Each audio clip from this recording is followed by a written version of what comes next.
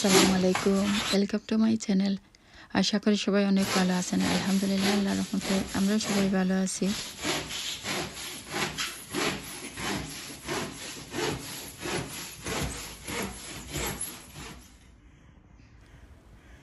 নতুন ঘরের ফ্লোর ইনসুলেশনের জন্য দুটো লেয়ার দেয়া হয়েছিল, এখন আরেকটা লেয়ার দেয়া হচ্ছে। এটাকে মনে হয় সেলোটেক্স বলে। তো দেখতে পেলেন বেশ বড় আসলে একটা কিছু ফোমের মতো, বা জানি না কি একটা, এটাকে সেলোটেক্স বলে। এগুলো বিছিয়ে দেওয়া হয়েছে। সেলোটেক্সে কেটে কুটে পুরো নতুন ফ্লোরে আস্তে বিছিয়ে দেওয়া হয়েছে। তো আসলে বিল্ডাররা বুঝবে সব কিছু, আমিও তো কিছু বুঝি না। এমনিতে একটু একটু আর কি আপনাদেরকে আইডিয়া দেওয়ার জন্য, বা আমারও মনে থাকার জন্য, বা একটু এমনিতে স্মৃতি করে রাখার জন্য একটু শেয়ার করলাম আর কি।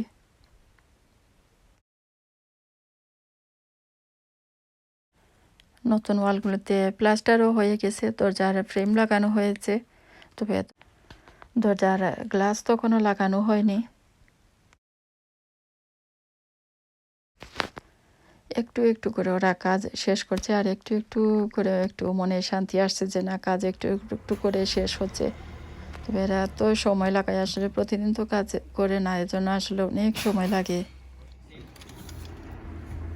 মেইন যে বিল্ডার, ওনার সাথে আমাদের কথা আছে যে ফ্লোর আন্ডার হিটিং করে দিবে। তো ওই যে সেলোটেক্স দিয়েছিল, তার উপরে এরা দেখতে পাচ্ছেন একটা কালো পলিথিন জাতীয় কোনো কিছু বিছিয়ে দিচ্ছে। তারপরে আন্ডার হিটিংয়ের পাইপগুলো বিছিয়ে দিবে বা লাগিয়ে দিবে। তারপর তারপর স্ক্রিড যে লিকুইড একটা থাকে ওটা দিয়ে দিবে। আসলে আমি তো অত কিছু চিনি না বা জানি না, অল্প অল্প একটু কাজ করা হচ্ছে, তো অল্প অল্প একটু আইডিয়া পাচ্ছি, সেটুকুই আপনাদের সাথে শেয়ার করছি আর কি। যারা নতুন কাজ করাবেন তাদের হয়তো একটু আইডিয়া হবে, আর যারা অলরেডি করিয়েছেন তারা তো জানেনই।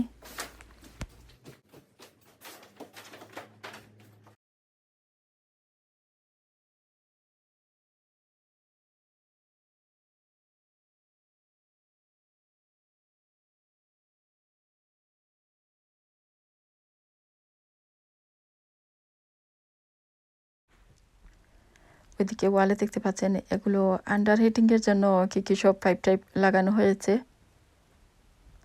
আর ওই যে দেখতে পাচ্ছেন এদিকে নিচের ফ্লোরে আরও ওরা মার্ক করে রেখেছে।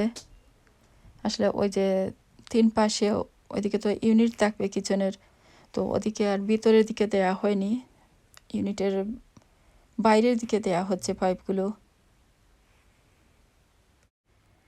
ইউনিটের নিচের দিক তো আসলে তো গরম হওয়ার দরকার নেই, তো নিচের দিকে ওরা পাইপ দেয়নি, বা ফ্রিজার ওগুলো যেদিকে রাখা হবে সে জায়গাগুলোতেও দেয়নি, এমনিতে বাকি সব জায়গায় দিয়েছে। আবার বাথরুমের শাওয়ারটা যেখানে থাকবে সেদিকেও দেয়নি। আসলে এগুলোর ভিতর থেকে তো আসলে হিটও বের হবে না, দিয়ে হয়তো লাভ নেই, জন্যই হয়তো ওরা ওদিকে দেয় না। এগুলো আসলে মনে হয় যে সেন্ট্রাল যে পাইপের মাধ্যমে গরম পানি এসে গরম করে, ওরকম পাইপই আমার মনে হচ্ছে। তো এই পাইপগুলোর মধ্যে গরম পানি গিয়েই গরম করবে, বা আন্ডার হিটিং বা ফ্লোর থেকে হিট বের হবে, এজন্যই আসলে তো ঘন ঘন করে দিচ্ছে। আর ওরা আসলে খুব সুন্দর করে একদম লাইন লাইন করে দিচ্ছে, ভালোই লাগছে আসলে দেখতে, খুব তাড়াতাড়ি কাজটা করে নিচ্ছে। আন্ডার হিটিংয়ের জন্য আসলে বয়লারের পাওয়ারও বেশি থাকতে হয়। তো এই বয়লারে কাজ হবে না, নতুন বয়লার লাগবে। আসলে এতগুলো পাইপ বা এত পানি গরম করার জন্য তো আসলে লাগবেই। তো আন্ডার হিটিং বা কিভাবে কাজটা করা হয় আসলে অত কিছু কখনো চিন্তাও করিনি। এমনিতে শুনেছি অনেকে আন্ডার ফ্লোর হিটিং দেন, তো এরকম যে কাজ করা হয় তো এটা কখনো জানতাম না বা কখনো দেখিনি। তো এই প্রথমবার দেখছি, আর আপনাদের সাথে একটু শেয়ার করছি। আমাদের লিভিং রুমে আসলে ওই যে উড ফ্লোরের নিচে একটা আন্ডার হিটিংয়ের ছিল, তো ওইটা আবার কেমন যেন একটা ছোট্ট একটা কার্পেটের মতো ছিল, আসলে অত বড় বা এরকম এত বেশি কিছু ছিল না, তেমন একটা আমরা অনও দেইনি আসলে আন্ডার হিটিং খুব কম আসলে, হাতে গোনা কয়েকদিন হবে দিয়েছি মাত্র। তবে যখন অন দেওয়া হতো ভালোই গরম হতো, তবে একটু কেমন যেন ভয় লাগতো, কেননা কেমন যেন ইলেকট্রিকের পাইপ টাইপ বা কীরকম ছিল। তবে এই যে এরকম আন্ডার হিটিং, তো এগুলো তো আর গরম পানি দিয়ে হিট হবে, তো তেমন একটা ভয়ের কিছু নেই আসলে। ফ্লোরের মধ্যে ওরা কীভাবে এই সাদা পাইপগুলো লাগিয়েছে আপনারা দেখেছেন। একজন পাইপ আগে আগে নিয়ে যাচ্ছিল আর ফ্লোরের মধ্যে লাগিয়ে দিচ্ছিল, আর আরেকজন এটাকে জোড়া দিয়ে দিচ্ছিল, স্টেপলারের মতো কিছু একটা দিয়ে আটকে দিচ্ছিল ফ্লোরের সাথে।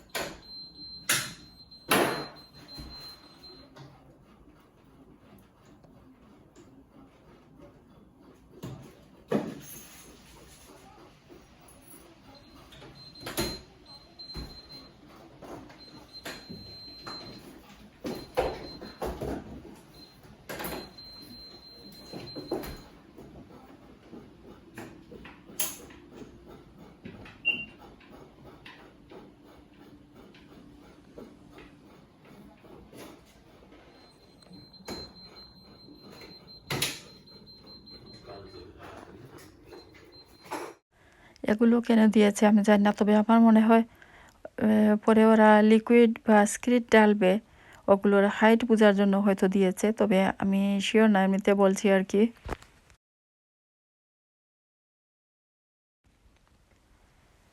পুরাতন কিচেন বা আগের কিচেন থেকে ওরা বয়লারটা সরিয়ে নতুন কিচেনের ওয়ালে লাগিয়ে দিয়েছে। আসলে রূপ টুপ হওয়ার পর পুরাতন কিচেনের ভিতরে বা ওই যে স্টিম যায়, ওগুলোর ঘরের ভিতরে থাকা ডেঞ্জারাস, ভালো না।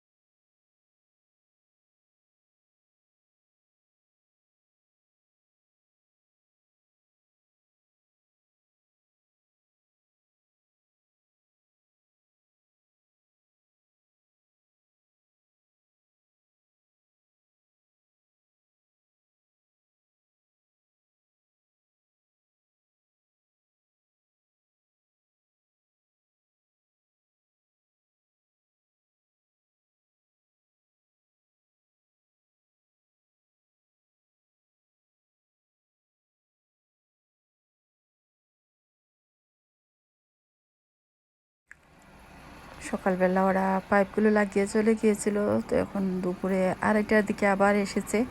আর এই তো দেখতে পাচ্ছেন স্পেশাল একটা গাড়ি এসেছে।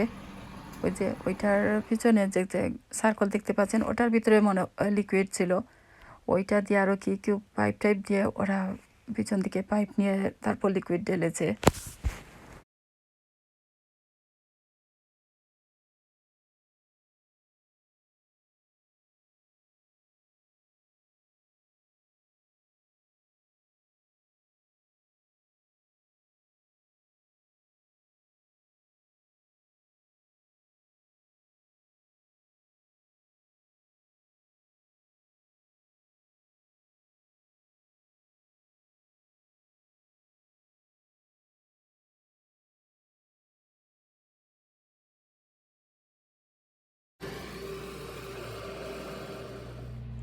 এই পাইপ দিয়ে ওই যে বাইরে গাড়ি দেখেছিলেন, সেখান থেকে লিকুইড আসবে।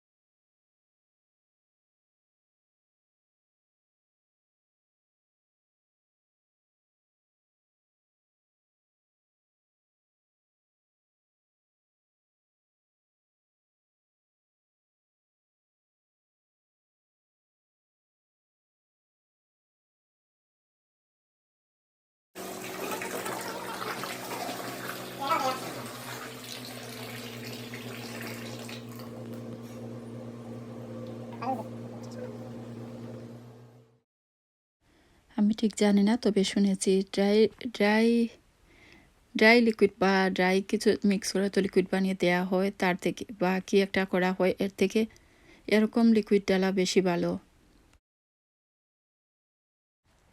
তো এই তো দেখতে পাচ্ছেন লোহার যে তিনকোনা ইয়েগুলো স্টিকগুলো ওরা গেঁথে রেখেছিল সেগুলো তুলে নিয়েছে।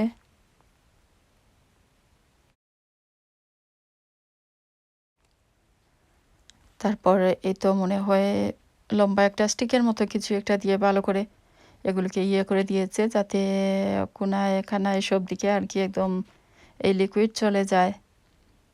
তো বলেছিল মনে হয় 24 বা 48 আওয়ার্স পর এগুলো ড্রাই হয়ে যাবে বা শক্ত হয়ে যাবে, এর ভিতরে যাতে এদিকে কেউ না আসে।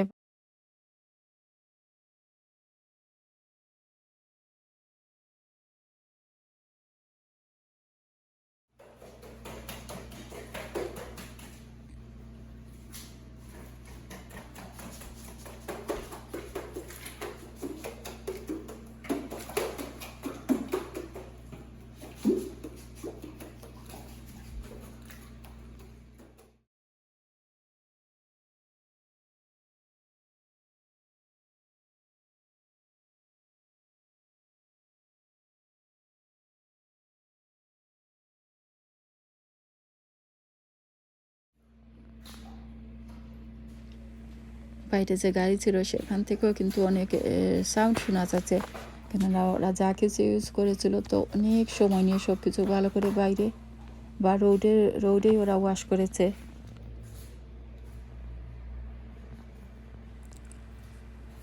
তো দেখতে পাচ্ছেন এখনও যেহেতু লিকুইড অবস্থায় আছে তো চকচক করছে, তো পরে ড্রাই হয়ে গেলে আবার অন্যরকম লাগছিল। তো পরের দিন থেকে আস্তে আস্তে আসলে ড্রাই হওয়া শুরু হয়ে গিয়েছিল। এমনিতে রাতের বেলা বিড়াল হতে এদিকে হেঁটে গিয়েছিল, তো বিড়ালের পায়ের ছাপও দেখা গেছে পরের দিন।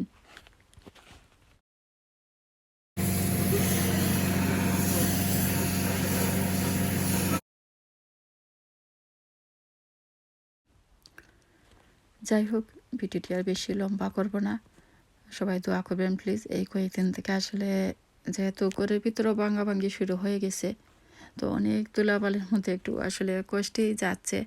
দোয়া করবেন সবাই যাতে তাড়াতাড়ি সব কিছু ভালোভাবে শেষ হয়। ভিডিওটি আর লম্বা করবো না, আজকের মতো এখানেই বিদায় নিব। সবাই ভালো থাকুন, সুস্থ থাকুন, আমাদের জন্য সবাই দোয়া করবেন। আপনাদের জন্য রইল অনেক অনেক দোয়া। আজকের মতো এখানে বিদায় নিচ্ছি। আল্লাহ হাফেজ।